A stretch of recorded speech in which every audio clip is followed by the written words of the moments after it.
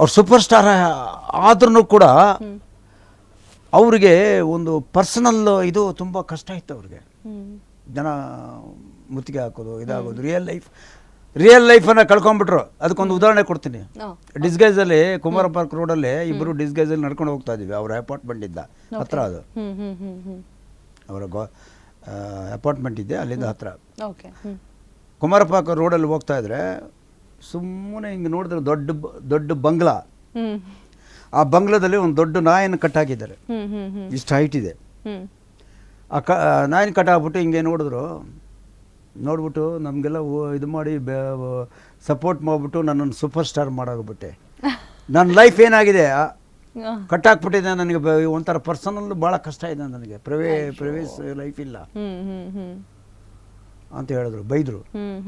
ಆಮೇಲೆ ಹೆಂಗೆ ತಿರುಗಿದ್ರು, ರೋಡಲ್ಲಿ ಹಿಂಗೆ ಬರ್ತಾ ಇದೆ ಒಂದು ಚಿಕ್ಕ ಡಾಗ್, ಅದು ನೀನು ಆಟೋದಲ್ಲಿ ಹೋಗ್ತೀಯಾ, ಬಸ್ಸಲ್ಲಿ ಹೋಗ್ತೀಯಾ, ನಡ್ಕೊಂಡು ಹೋಗ್ತೀಯಾ, ಕಾರಲ್ಲಿ ಹೋಗ್ತೀಯಾ, ನೀ ಹೆಂಗೆ ಬೇಕಾದ್ರೆ ಲೈಫನ್ನು ಎಂಜಾಯ್ ಮಾಡ್ತಾ ಇದೆ ಅಂತ ಬಂದರು.